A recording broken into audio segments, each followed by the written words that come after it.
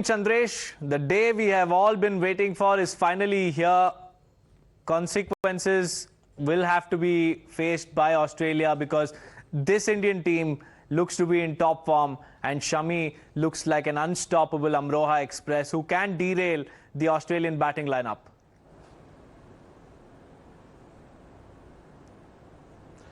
Good morning, Deepak. Thanks for having me.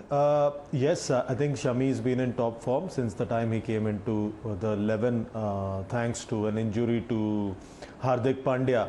I think, it's been an interesting journey, but I wouldn't just yet write off the Aussies. I think that they are a top side. They have won 8 games on the run, and they are the second best team in the competition. So I wouldn't just write off the Aussies. We'll just wait, and I think the Indian team also would follow the same dictum and keep their feet on the ground.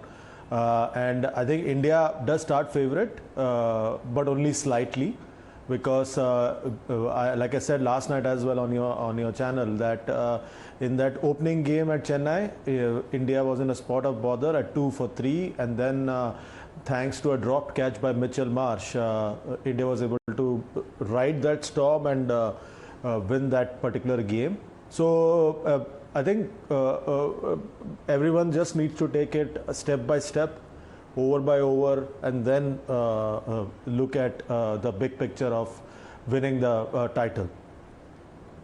We have some new pictures that have surfaced from the Narendra Modi Stadium. Both the captains are taking a closer look at the pitch. Pat Cummins and Rohit Sharma, on the other hand, have been examining how the pitch will behave, because there are different pitch setups at the Narendra Modi Stadium. We have a black soil pitch, we have a black and red soil pitch, and a combination of the both, and also a red soil pitch. So which pitch will be used today and how the situation will turn out to be for both the teams will remain a mystery. But let's focus on what you told us, because Australia has won 8 games on the trot, but none of them have been a cakewalk. They had to struggle to win all those 8 games. It is not the same Australian side we've seen in early 2000s, like with the likes of Adam Gilchrist, Matthew Hayden, all explosive batsmen, especially at a time when Australia was in its peak form.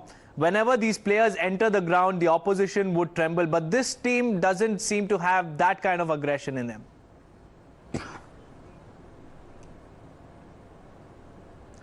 Deepak, however they won, they are in the final. I think that's what matters in the end. And you spoke about that particular Australian team. That was a once-in-a-lifetime Australia side.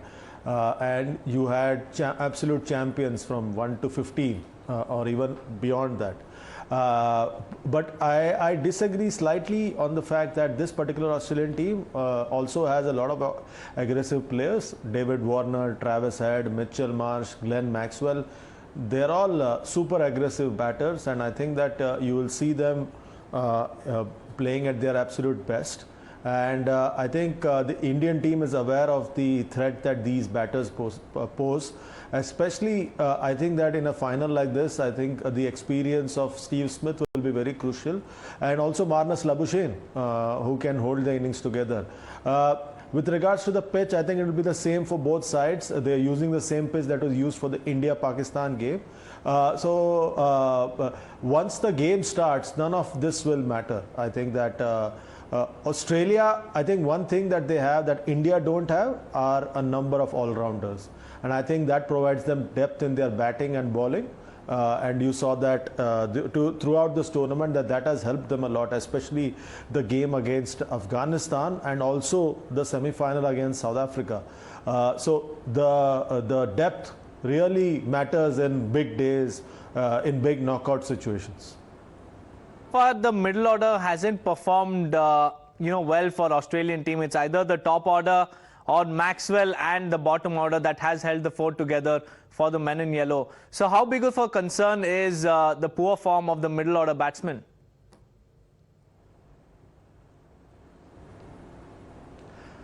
It might be, but look at the situations that they've been coming in. They've been coming in when the team's been in very good form, has got off to a good start, hectic start. It's very difficult at times to keep up that pace. Say against Pakistan or New Zealand, they got off to such a hectic start. It's very difficult to keep up the momentum. I think that's what they'll be telling themselves in the dressing room. And I think that this Australian team does have the capability to pull one through.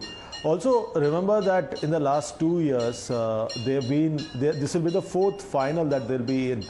2 years ago, they were in the T20 World Cup final in Dubai. This year, they were in the World Test Championship final, and now the World Cup final. This is the third final, beg your pardon.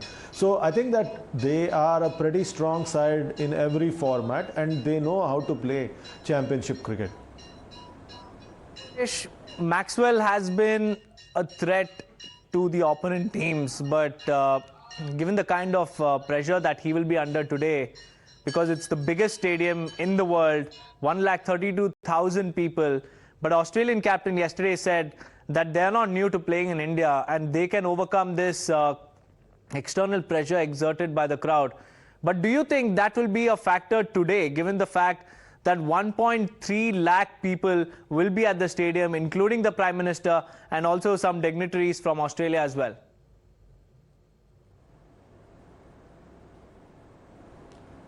It will be a factor, but remember that if things don't go India's way, you will have pin drop silence. So it can go either way. And I think that if Australia manages to silence the crowd, there'll be no bigger thing that can be possible. So I think that this will be at the back of Australia's mind. But this is what big situations are made of. This is what champion cricketers are made of. They'll be keen to silence the crowd, and the Indians will be keen to keep the crowd chirpy and loud.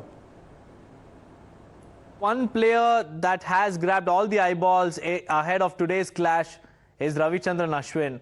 Do you think India should tinker around with its winning side, or let Ashwin warm the benches even further?